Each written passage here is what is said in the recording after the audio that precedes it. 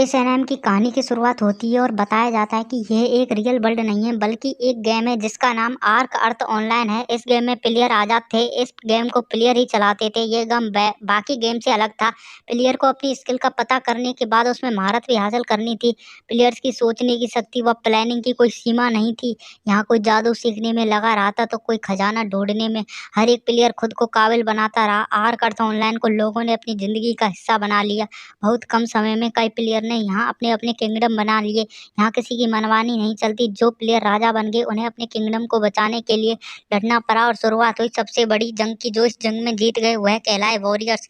इस जंग के दौरान उन्होंने अपने लेवल को बहुत बढ़ा लिया, लेकिन इस जंग के दौरान जादूगर बहुत बड़ी मुश्किल में आ गए। लेकिन एक किंगडम ऐसा था जो इनकी मुश्किल हल कर सकता था, जिसका नाम किंगडम ऑफ वल्काय था, जिसका राजा सोलोमन था। जिन जादूगरों के पास जगह नहीं थी और रहने के लिए स्थान नहीं था, तब राजा सोलोमन ने उन्हें सहारा दिया। जादूगरों ने भी सोलोमन के किंगडम को आगे बढ़ाने में मदद की। उनमें से 9 जादूगर थे जिनके पास अलग अलग तरह की पावर थी। उन्हें नवरत्न कहा जाता था।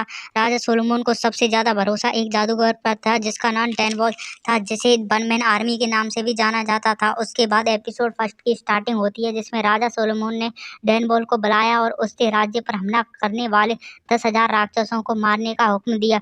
डैनबॉल सोलोमन की बातों को मान लेते हैं, लेकिन समय को अजीब बताते हैं क्योंकि कई जादूगर अपने कामों में या तो बिजी हैं और नहीं तो कहीं चले गए हैं।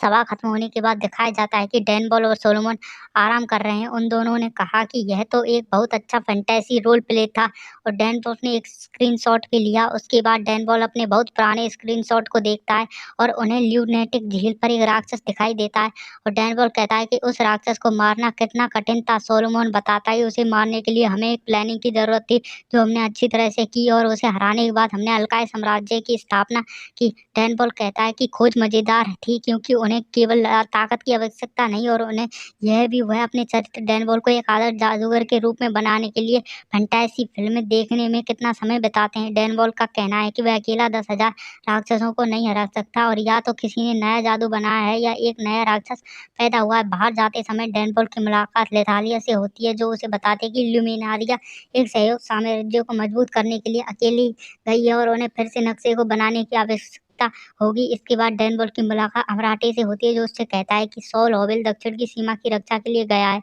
डैनबॉल फिर मारियाना और क्लियो से मिलने जाता है और उन्हें बताता है कि वह युद्ध के लिए बाहर जा रहा है। अपने उड़ने वाली वस्तु का उपयोग करते हुए डैनबॉल राक्षसों का सामना करता है। फिर वह अपनी सेना 7 वाल्किरीज और 1000 डार्क नाइट्स को बुलाता है और उन्हें युद्ध में शामिल करता है। उसके बाद डैनबॉल को लगता है कि इनको भी किसी के नेतृत्व में काम करना होगा और कैट सिथ को बुलाता है।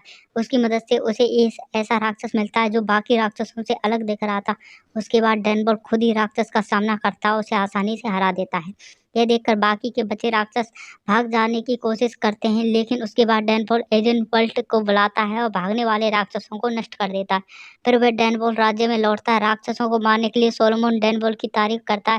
फिर कई दिनों बाद डैनबॉल अन्य जादूगरों के साथ गायब हो गया था, जिससे अल्काइड साम्राज्य में सबसे बड़ा संकट पैदा हो गया। उसके बाद हमें दिखाया जाता है कि ये लड़की एक खेत में बेहोश पड़ी हुई है। वह जागती है और वहां से जाने की लगती है। आखिरकार उसे शहर का रास्ता मिल जाता है और वह खुद खाती है और सड़कों पर घूमने का आनंद लेती है और खुद को सुंदर पाती है। इसी के साथ एपिसोड 1 खत्म हो जाता है।